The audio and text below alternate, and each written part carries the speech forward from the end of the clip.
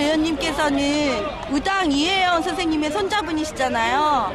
그래서 내일 또 형무소 앞에서, 서울 형무소 앞에서 무슨 행사가 있는 것 같더라고요.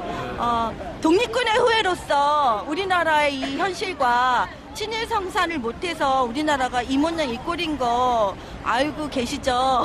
누구보다 더 잘 알고 계실 거고, 대학 등록금, 반값 등록금 공약을 못 지켜서 골마 터져서 이제 우르르 몰려 나와서 이런 집회를 하게 될 수밖에 없는 상황입니다. 상황 이런 거에 대해서 얘기 좀 한번 해주시겠어요? 고등교육. 잠깐만요. 이쪽으로 오셔서 좀 밝은 데서.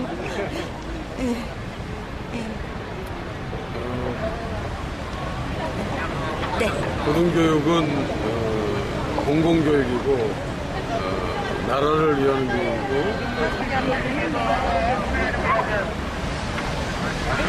아따 참, 교육부소 사무처도 맡고 계시죠? 더더군다나 그럼 더 잘 아시겠어요? 예. 여러 교육 있습니다. 중등교육도 있고 초등교육도 있고 고등교육인데, 고등교육은 공공교육의 핵심이고 나라를 위한 교육이고, 어찌 보면은 일을 해야 하는 사람이 일을 좀 유예하고 좀 연기하고 공부를 함으로써 우선 더 많은 지식을 통해서 나라에 더 기여하는, 그리고 또 자기 삶을 더 키우는 그런 분야이기 때문에, 그것은 기본적으로 사회적인 부담, 전적인 자기 부담이 될 수는 없는 것이죠. 그래서 우리나라 경우는 사학 그러면은 학원이라고 하고, 공교육 그러면 학교라고 그러는데, 네, 학교라고 학교에는 사립학교가 있고 공립학교, 국공립학교가 있는데요. 외국의 경우에 사학 그러면, 미국에서도 사학 그러면 사립대학 얘기하지 않습니까? 네. 우리나라는 거의 대부분이 사립대학이죠. 300개 대학이 있는데 그중에 약 85% 정도가 사립대학입니다. 예전에 교육은 시켜야 되겠고, 정말 일제로부터 벗어나서 일반 이런 공적인 의지를 가지고 있는 쪽에서 돈이 없고, 그러니까 옛날 친일 때 축제됐고 또 재산을 모았던 사람들이 사실 학교라는 곳으로 도피하면서 돈을 거기다 썼고 또 땅도 만들고 해서 결국 사학이라는 것들이 더 대종이 됐죠. 그래서 실제 보면은 지금 사학이라고 하는 대부분의 한 300개 중에서 85% 정도의 모태가 되는 재산의 경우에는 아무리 봐도 친일과 관계된 그런 그 관계를 부인할 수 없는 부족들이 너무 많습니다. 네. 그런 것들이 사학을 많이 키웠고, 또 그러다 보니까 정부는 또 사학이 어쩔 수 없이 기대게 됐고 해서, 네. 지금 사립대학이 전 세계 유례 없이 많은 이유는 그런 역사적인 원인에도 기인하죠. 근데 이제 이게 노태우 정부 때부터 사립대학 등록금이 풀리면서 20년 동안 약 우리가 20배 이상 올랐어요. 등록금이. 더더군다나 그때 당시에 국립대학의 경우에는 거의 무상에 가까웠는데, 등록금이 풀리면서 국립대학도 사립대학을 막 쫓아간 예, 맞아요. 게 됐죠. 되게 비싸졌다고 하더라고요. 거의 사립대학의 한 반값 정도 수준이 이르게 됐던 거죠. 이제 아주 고등록금 시대에 과연 그러면 그 등록금에 갚하는 고등교육이 이루어지게 되냐. 학교를 보면은 테니어 교수들은 어느 학교는 1억 5천씩의 연봉이 있다고 그러지만, 그러나 그 시간 강사들 비정규직의 경우에는 연봉이 1,500만 원인 경우도 많습니다. 그러니까 교수님들도 비정규직이 많다고 그러더라고요. 시간 강사, 경위교수 뭐 이런 분들 사실은 비정규직이죠. 예.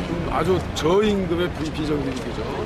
이런 학교 내 관계도 아주 불합리하고 불평등하고 비합리적인 그런 질서 속에서 전체 파이가 커지다 보니까 등록금은 높고 해서 여유는 많아지고, 하다 보니까 학교에 여러 가지 비의존적인, 비합리적인 그런 활동들이 많아졌다고 볼 수 있습니다. 그러니까 지금 보면 건물 많이 짓고 학교를 예. 외형으로 불려가지고 그렇죠.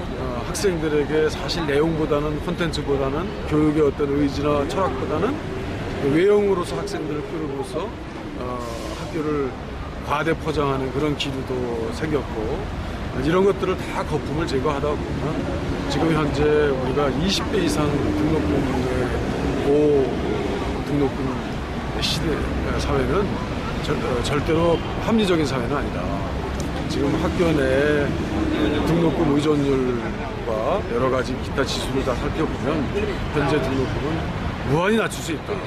더더군다나 이거 고등교육이고 공교육이라는 개념 그리고 학교의 교육을 나라가 국가가 그것을 세우겠다라는 그런 기본적인 교육 이념을 우리가 좀 더 원상회복할 수 있다면 지금 우리 학생들이 주장하고 있는 반값 등록금은 충분히 우리가 정책적으로 선택할 수 있는 아주 합리적인 방안이다 이렇게 생각하고 있습니다. 그래서 내일 이제 학생들이 최종 시한을 두고 이명박 정부에 대해서 반값 등록금에 대한 분명한 대답을 하라라고 했는데 이명박 정부는 어땠습니까? 이런 내용들을 모르고 있는 거 아니에요. 그래서 대통령 될 때 공약도 반값 등록금 공약을 했고 예. 심지어는 선거 캠프 내에 반값 등록금 위원회까지 만들어서 실행을 해보려고 했던 그 의지가 정부를 구성하면서 뭐 4대강이니 기타 모든 국민들이 원하지 않는 방향으로 나가면서 또 이런 민생과 국가 경제가 파탄이 나면서 이것들이 결국 포기됐던 것이죠. 그래서 지난번에 제 생각엔 4대강에 너무 올인을 하다 보니까 모든 복지 삭감할 수밖에 없고 무슨 무상급식도 포퓰리즘이란 얘기로 대체를 할 수밖에 없는 상황이 왔는데 지금 반값 등록금도 자기네들이 얘기해놓고 포퓰리즘이라고 또 하고 있습니다. 뚱딴지 같은 얘기죠. 정말 말도 안 되는 얘기인데 말도 안 되는 소리를 막 하고 있어요.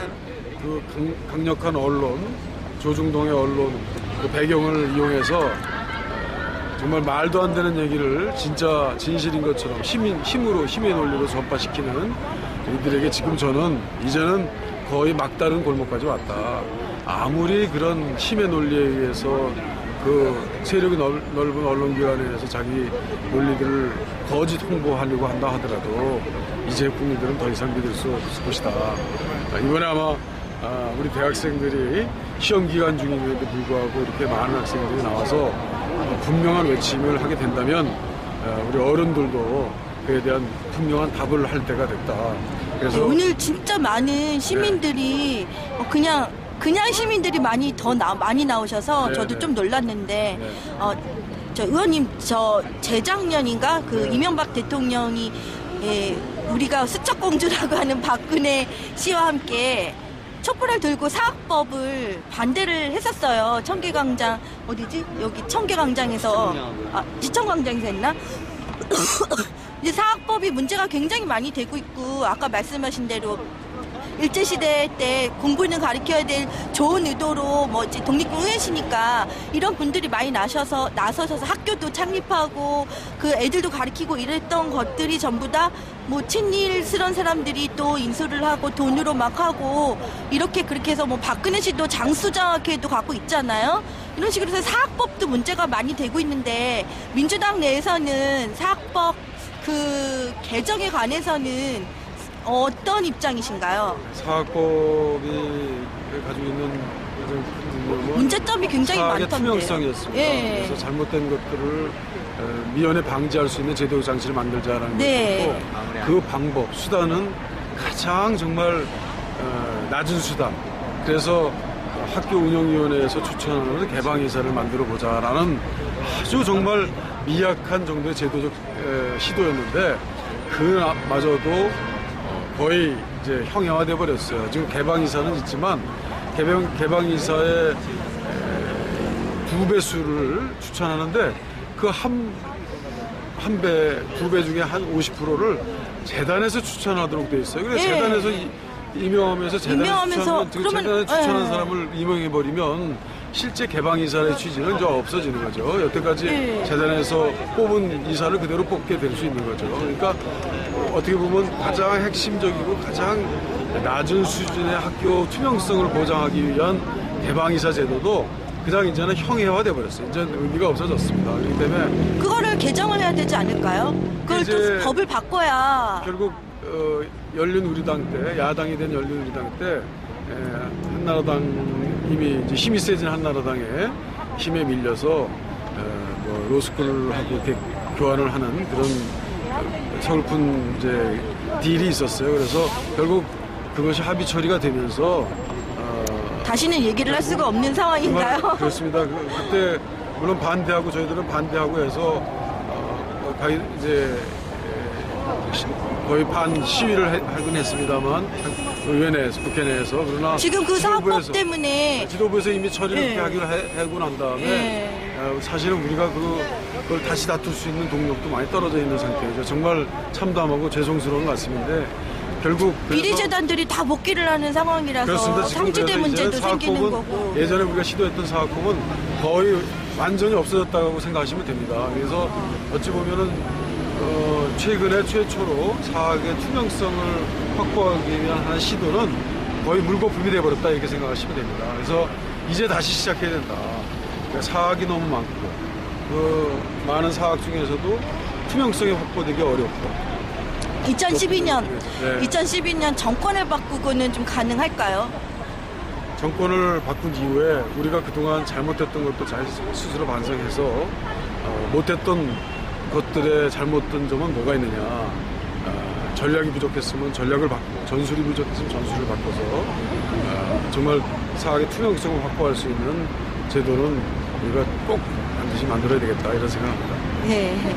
아유, 제 인터뷰가 워낙 또 100분 토론이라서 응해주셔서 감사하고요. 네. 종걸 사랑 많이 놀러 와주세요. 예, 종걸 사랑님 카페도 있나요? 예, 다음에 있습니다. 여러분 다음에 종걸 사랑님 카페에 있다고 합니다. 많이 가입하셔서 글도 많이 보아주시고요. 이종걸 의원님, 우당 이혜연 선생님의 손자분이시고 그래도 교육 분야에서는 많은 일을 하시려고 하시는 분이니까 힘 좀 많이 보태주시기 바랍니다. 감사합니다, 이종걸 의원님. 네, 예. 감사합니다. 예, 2012년에 정권 바꿔서 꼭 교육도 돌려놓아 주세요. 네, 화이팅! 화이팅! 그래, 예. 고마워.